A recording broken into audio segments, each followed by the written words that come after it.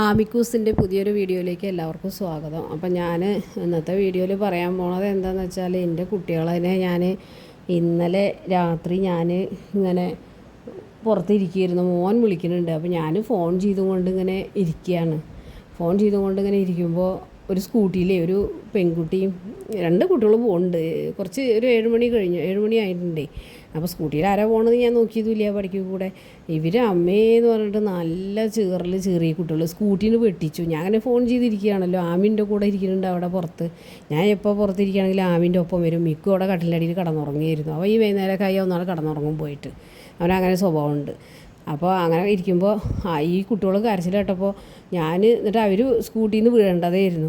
ഈ കുട്ടികൾ ഇങ്ങനെ ഒന്നും കൂടി തെന്നിയിട്ട് സ്കൂട്ടി മുമ്പിലേക്ക് എടുത്തിട്ട് അവർ തിരിഞ്ഞു നോക്കണേ ഞങ്ങൾ കണ്ടു. എന്നിട്ട് ഉറക്കെ കരഞ്ഞുണ്ട് അവർ.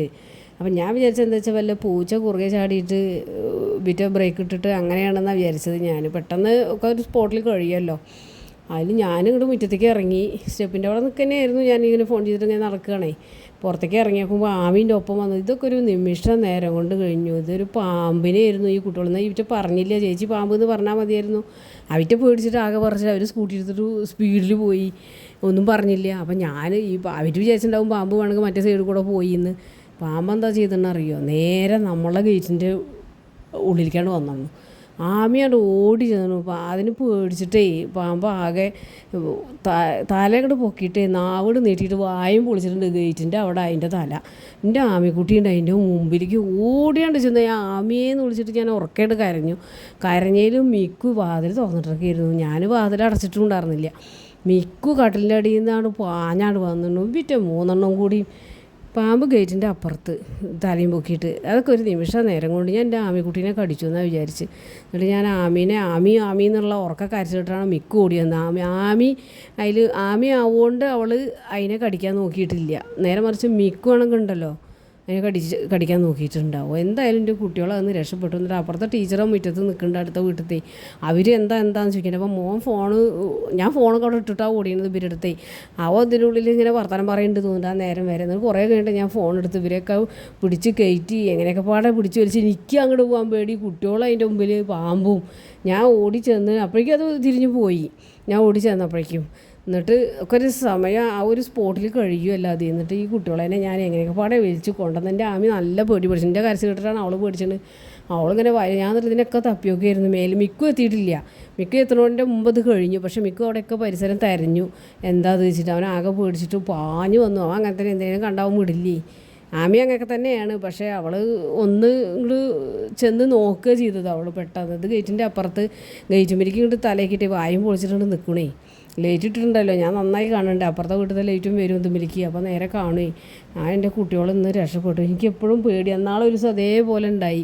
പാമ്പും കുട്ടിയുണ്ട് അവിടെ മുമ്പിൽ തന്നെ അവിടെ അപ്പുറത്തെ വീട്ടിൽ ഒതുക്കി വെച്ചായിരുന്നു. അതിൻ്റെ ഉള്ളിൽ നിന്ന് വന്ന് നിൽക്കുകയാണേ ഈ കുട്ടികൾ രണ്ടെണ്ണം. ഞാൻ രണ്ടാളെയും മെല്ലെ പിടിച്ച് കയറ്റി വാതിലിട്ട് അടച്ച് ഞാൻ പുറത്തിറങ്ങി.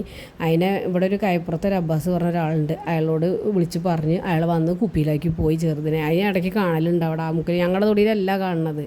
പക്ഷേ ഞങ്ങളെ ഈ മതിലിൻ്റെ ഇതിന് ഇങ്ങോട്ട് വരും അത്. ഞാൻ അവിടെ കട്ടിട്ടൊരു കാര്യമില്ലല്ലോ. 4 പുറം പൊന്തല്ലേ അവിടെയൊക്കെ. ഞങ്ങൾക്ക് കുറച്ച് സ്ഥലമേ ഉള്ളൂ. 5 സെൻറ്റോളം സ്ഥലമല്ലേ ഉള്ളൂ. അതിൻ്റെ ഇപ്പോൾ വീടിൻ്റെ ചുറ്റുപാടും ഞങ്ങൾ കട്ടിട്ടിട്ടുണ്ട്. ഇവർക്ക് വേണ്ടിയിട്ട് ചെയ്ത് തന്നെയാണ്. പക്ഷേ എൻ്റെ മക്കൾ ഇവർക്കൊക്കെ എന്തെങ്കിലും പറ്റിയാൽ എന്തിനും ജീവിച്ചിരിക്കണം മനുഷ്യൻ. ഞാൻ ആകെ വിറച്ച് വയ്യാതെ ഇല്ലാതെയായി ഞാൻ. അതൊക്കെ കഴിഞ്ഞിട്ട് കുട്ടികളെ കയറ്റിയിട്ട് ഫോൺ എടുത്ത് നോക്കുമ്പോൾ കുട്ടി വിളിച്ചുകൊണ്ടേയിരിക്കുന്നുണ്ട്.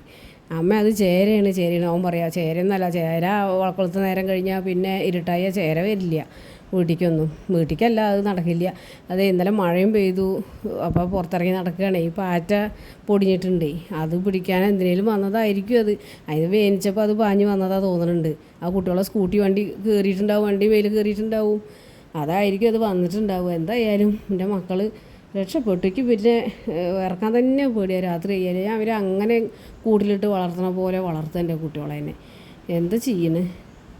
ഒരു ദൈവം രക്ഷിച്ചു, അത്ര തന്നെ ഉള്ളൂ.